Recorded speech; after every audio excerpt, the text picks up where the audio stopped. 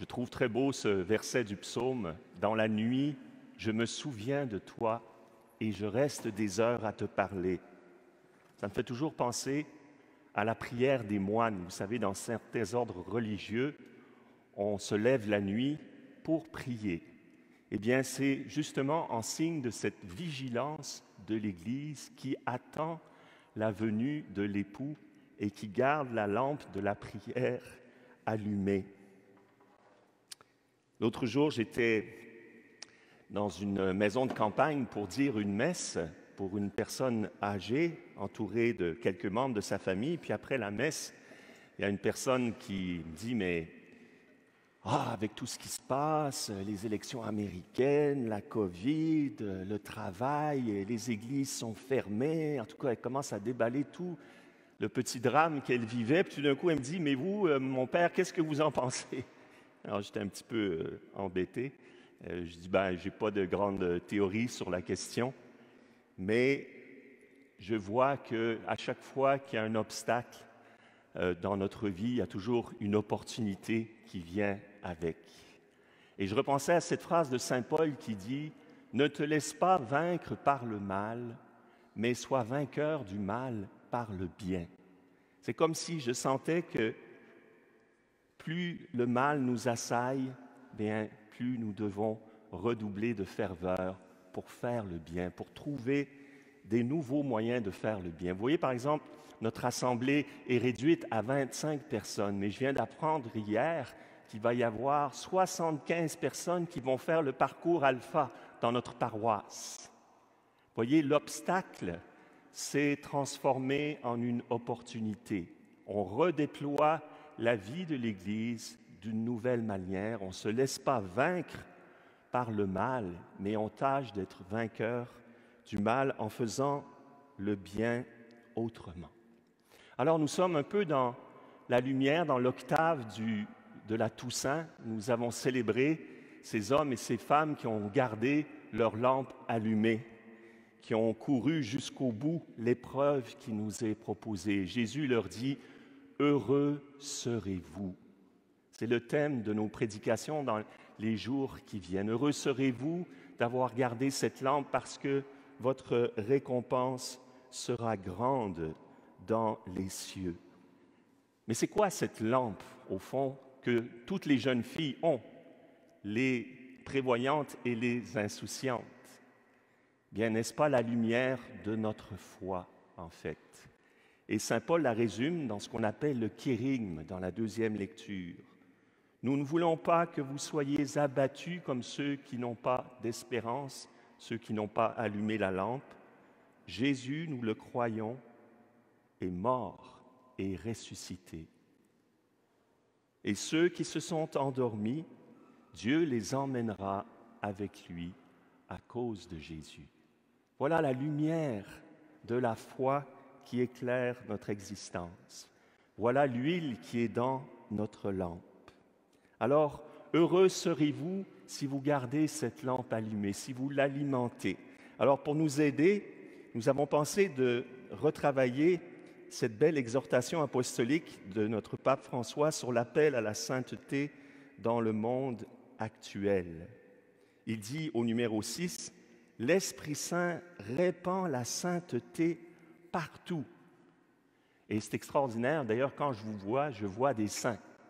Je sais que vous n'êtes pas parfait comme je ne le suis pas, mais vous êtes là et vous progressez.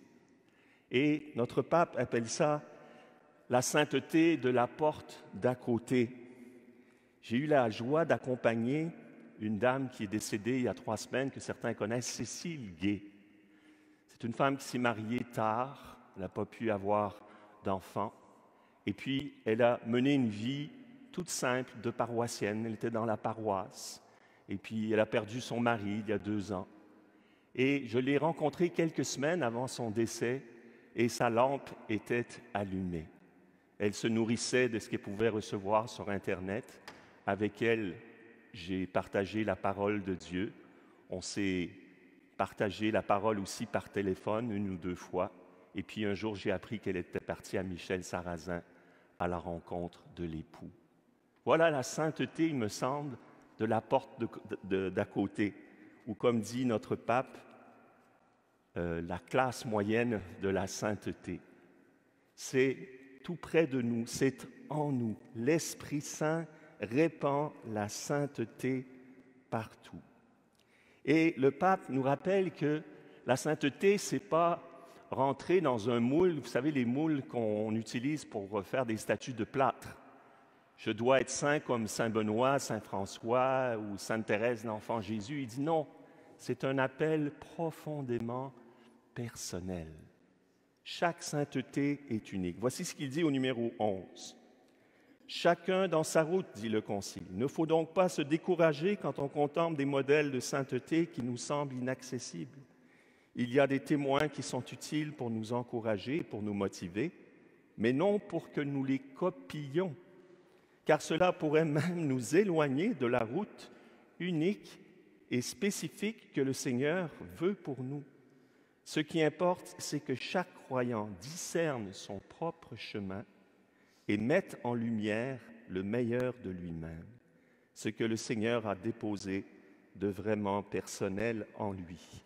En effet, dit saint Jean de la Croix, la vie divine se communique aux uns d'une manière et aux autres d'une autre. Vous savez, la comparaison, moi, je vois que dans ma vie, ça m'a beaucoup gêné, ça m'a beaucoup ralenti. C'est seulement récemment que le Seigneur m'a libéré de ça. Il m'a dit, j'ai un chemin pour toi, celui qui est à côté de toi en a un autre, il peut t'inspirer à aller plus de l'avant, mais tu ne peux pas faire ce que lui fait, tu as autre chose à faire, tu as autre chose surtout à être. Et le pape, à propos de cette classe moyenne de la sainteté, il dit, mais la sainteté, ça se fait dans des petites choses de tous les jours, qui sont souvent les plus difficiles. Je suis allé m'acheter la dernière encyclique, Fratelli Tutti, dans une librairie, et puis il y avait une petite dame avant moi à la caisse, assez âgée, et elle avait vraiment du mal à faire son paiement.